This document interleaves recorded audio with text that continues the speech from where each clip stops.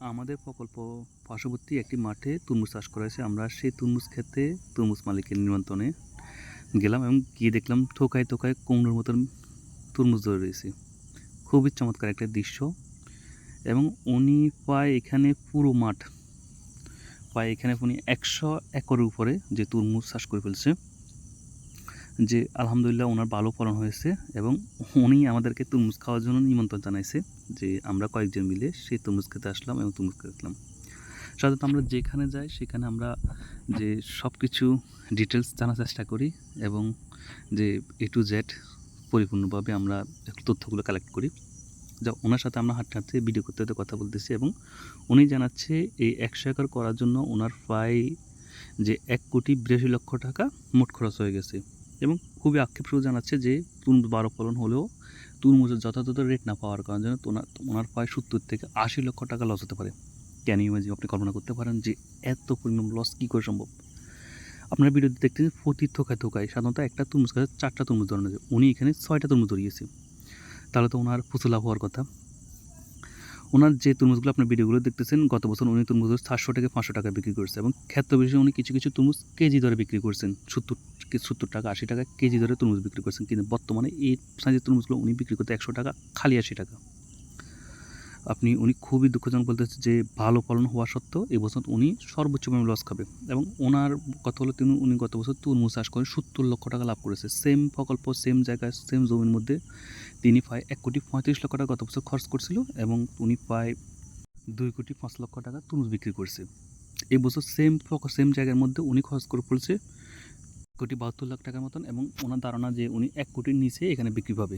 আপনি ভিডিওতে যেগুলো দেখতেছেন সবগুলো ওনারই জমি এবং যতটুকু যায় এখানে 100 একর, অর্থাৎ আমাদের এখানে 100 শতকে 1 একর, উনি এখানে 1000 শতক জায়গার মধ্যে তরমুজ চাষ করছেন। উনি আমাদের এখানে একটা খরচের দৃষ্টান্ত দিতে বলতে যে উনি একর প্রতি 10 কেজি হারে হসপিট অর্থাৎ সাদা সার, হসপিট এগুলো মিক্স করে মেরেছেন। যে তরমুজ ক্ষেতের জন্য প্রচুর পরিমাণ সারের প্রয়োজন হয় এবং উনি আমাকে জানাচ্ছে যে ওনারা যে 1 বিঘাতে ওনারা 120 শতক ধরে এবং 120 শতকের জন্য উনি বড় এক গাড়ি অর্থাৎ 1200 কেজি শুধু সারই ব্যবহার করছেন। ওনারা আমাকে আনার জন্য প্রায় 2টা 4টা 5টার মতো আমার তরমুজ দিয়েছে আমরা খাওয়ার জন্য। যে ওই তরমুজগুলো উনি এখন বাজারে পাঠাবে, যে গাড়ির মধ্যে উনি নিচ্ছে। এরকম একটা গাড়ি উনি যখন গত বছর বিক্রি করছে 4 থেকে 5 লক্ষ টাকা আসতো, বর্তমানে এই গাড়িগুলো আসছে 2 লক্ষ টাকার মতন। এবং আমি দেখলাম পার্শ্ববর্তী তিনি কিছু তরমুজ ফেটে রয়েছে সেগুলো রেখে দিয়েছে, বলছে এইসব তরমুজ ফাটা তরমুজগুলো বাজারে পাঠানো যায় না এবং এগুলো ওনারা যে ক্ষেত থেকে এটা বাদ দিয়ে দেন। এবং যে উনি দেখাচ্ছে যে প্রতি কাছে কাছে যথেষ্ট তরমুজ আছে এবং উনি ফলন নিয়ে একেবারে সন্তুষ্ট। যে ভিডিওর রেগুলেশন জন্য বা মোবাইল ক্যামেরার জন্য আপনি এগুলো ছোটো দেখালে তরমুজগুলো অস্বাভাবিক বড়, একটা তরমুজ ম্যাক্সিমাম 5 থেকে 6 কেজি হবে। আপনারা এগুলো হয়তো ভিডিওর রেগুলেশনের জন্য কম দেখতেছেন।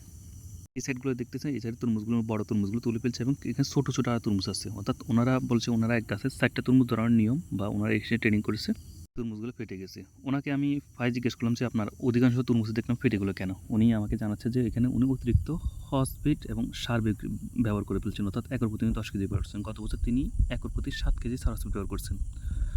ওনার একটা ধারণা ছিল যে যত বেশি হসপিট বা সার ব্যবহার করবে তত বেশি মাটিগুলো উর্বর হবে এবং তরমুজগুলো বেশি হবে। এটা আমরা আরেকটা খেতে আসছি এবং ওনার এখানে দেখতেছেন যে তরমুজ, উনি এখানে তরমুজগুলো আসলে গ্রেডিং করে তোলে, অর্থাৎ প্রতিনিয়ত যে বড় বড় তরমুজ সেগুলো তুলে এবং ছোটো তরমুজগুলো যে জমির মধ্যে রেখে দেয়। ওনার সাথে কথা বলতে আরও বেশ কিছু ইন্টারেস্ট তুলেছি। আপনি যদি তরমুজ চাষ করতে চান তাও আপনাকে নদীর পার্শ্ববর্তী এলাকায় চাষ করতে হবে। আপনি যদি খালের পাশে কিংবা পুকুর থেকে পানি দিয়ে তরমুজ চাষ করার জন্য চেষ্টা করেন তাহলে তরমুজ হবে না, নষ্ট হয়ে যাবে। তরমুজ চাষ করার জন্য আপনার নদীর পানিই লাগবে। যেসব অঞ্চল জায়গায় নদীর পানি আছে সেসব জায়গায় আপনি তরমুজ চাষ করতে হবে। নদীর পানিগুলো বিশুদ্ধ পিউরিফাইড, এই পানিগুলো যখন দিবেন তখন অটোমেটিক তরমুজ হবে। কারণ তরমুজের মধ্যে প্রায় 90% পানি, 100%-এর মধ্যে তরমুজ 90% পানি এবং তরমুজের জন্য প্রচুর পরিমাণে পানি প্রয়োজন হতে হয়। এবং উনি অনেকগুলো তরমুজের নাম বলে, জাস্ট আমরা মনে রাখতে পারতেছি না, যেহেতু আমরা সকালে ভিডিওটা আমরা রাত্রে এটা এডিট করতে বসছি। যে অনেকগুলো তরমুজ একটা সেরি মেরি এরকম কিছু জাতের তরমুজ আছে যেগুলো খুব ভালো হয় এবং জাত নির্বাচন তরমুজের জন্য খুব গুরুত্বপূর্ণ। ওনারা আমরা একটা তরমুজ দিয়েছি, আমরা ভেঙে গেছিলাম। তরমুজগুলো প্রচণ্ড রকম মিষ্টি, একেবারে সেরকম স্বাদ। যে এই তরমুজগুলোর মধ্যে 5টা 6টা তরমুজ আমাদের দিয়েছে এবং একটা তরমুজ যেটা ফাটা দেখছে সেটা খাওয়ার জন্য বলছে। এই তরমুজগুলো অতিরিক্ত আপনার যে মেডিসিন ব্যবহারের ফলে কিছু কিছু তরমুজ ওনার ফেটে গেছে এবং উনি তারপরেও সাজিস ভাই বলছে যে গত বছর উনি একটা গাছের মধ্যে 4টা করে তরমুজ রাখছে বা বাকিগুলো ফেলে দিয়েছে। এই বছর তিনি 6টা করে পরীক্ষামূলক শেষ করেছে। আর ওনার একটা ধারণা যদি এই বছর যদি একটা গাছের মধ্যে 4টাই রাখতো, যা 6টা যদি না করতো, তাহলে উনি আরও বেশি পরিমাণে লস খেত। পার্শ্ববর্তী যে লোকগুলো দেখতেছেন কাজ করতে, তার সাথে কথা বলে যে তরমুজের এরকম হলো কেন। তো উনি বললো যে সারা বাংলাদেশে তরমুজে বাম্পার ফলন হয়েছে, অর্থাৎ যে যে ক্ষেতগুলো থেকে তরমুজ 100 কেজি উৎপন্ন করতো, এবছর সেই ক্ষেতগুলো থেকে 150 থেকে 200 কেজি তরমুজ উৎপন্ন হয়েছে। আর তাছাড়া গত বছর এই সময় প্রচণ্ড গরম কম ছিল, মানুষ গরম গরম বাজার থেকে যথেষ্ট তরমুজ কিনতো এবং এবছর ঠিক এই সময় আবহাওয়াটা একেবারে ঠান্ডা, এই হালকা বৃষ্টি, হালকা রোদ, কখনো রোদ উঠতেছে না। এই জন্য আবার ঠান্ডার কারণে মাছগুলো তরমুজের প্রতি মাছের চাহিদা একেবারে কমে গেছে। তরমুজ যেহেতু পানি জাতীয়, অর্থাৎ তরমুজের মধ্যে 90% পানি, মানুষ যখন অতিরিক্ত গরম পড়তো তখন অতিরিক্ত রেডি হলে তরমুজগুলো কিনে খেত। কিন্তু এই বছর গরম না থাকার কারণে, যে আবহাওয়া ঠান্ডা থাকার কারণে মানুষ তরমুজ খেতে আগ্রহী হচ্ছে না এবং এই জন্য তরমুজের এরকম ফলাফল। উনি জানাচ্ছে এভাবে যদি চলতে থাকে উনি সামনে থেকে আর তরমুজ করবে না এবং যে উনি বিকল্প অন্য কিছু এই জমির মধ্যে করার চেষ্টা করবে। যাক, ওনাকে আমরা সর্বশেষ একটা প্রশ্ন করি যে উনি প্রায় 100 একর মতন জায়গার মধ্যে তরমুজ চাষ করছে, যে বিশাল তরমুজ চাষ, সেই জন্য উনি সরকারিভাবে কোনো সুযোগ সুবিধা পায় কি না। কারণ আমরা জানি সরকার কৃষির মধ্যে অতিরিক্ত ভর্তুকি দেয়, তার মধ্যে এটা যেহেতু তরমুজের প্রচুর পরিমাণ চাহিদা এবং তরমুজ চাষের জন্য সরকার আমরা জানি ভর্তুকি দেয়।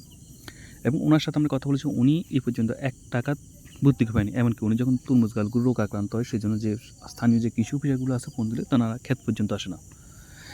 উনি এখানে জানাচ্ছে যে সরকার পট পরিবর্তন করতে, অর্থাৎ 5 আগস্টের পর থেকে ওনার এরকম হচ্ছে। এর আগে যে তরমুজগুলো চাষ করছে সেখানে যথেষ্ট পরিমাণ যে কৃষি অফিসারগুলো হেল্প করতো, আসতো, তথ্য সংগ্রহ করতো, তথ্য দিত এবং কিছু সার হসপিট এবং কিছু প্রণোদনামূলক কিছু টাকার ব্যবস্থা পর্যন্ত করে দিত।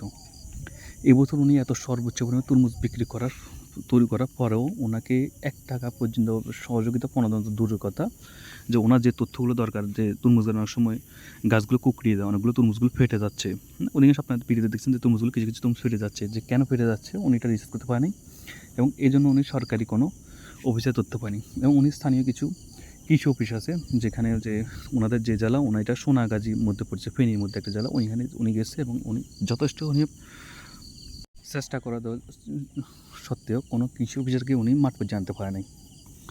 তো এটা খুবই দুঃখজনক। আমরা মৎস্য ক্ষেত্রে এরকম পড়ি যে সরকারিভাবে কোনো মৎস্য কর্মকর্তা আমরা মাছ চাষের জন্য আসে না, যে আমরা নিজেরা এটা করতে হয়। সেম তরমুজের ক্ষেত্রে হয়।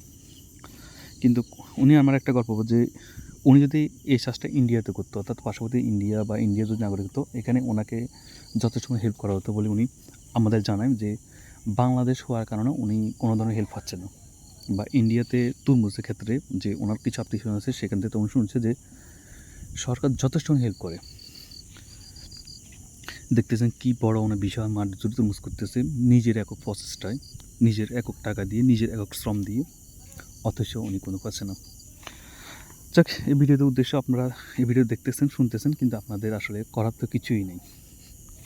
যে সরকারের যে সিস্টেম, ওই সিস্টেম তো আপনি আর ভাঙতে পারবেন না, বা আমাদের সরকারের ওই সিস্টেম নিয়ে কিছু বলার নেই। সর্বশেষ আপনারা যদি কেউ তরমুজ চাষ করতে চান, যে ওনার সাথে যোগাযোগ করতে পারেন। উনি ভালো একজন প্রবাসী তরমুজ, কিন্তু উনি এবছর প্রচুর লস খাচ্ছে, কিন্তু এর আগে যেগুলো করছে তখন তিনি এত লস খানে, যে ওনার নাম্বারটা আমরা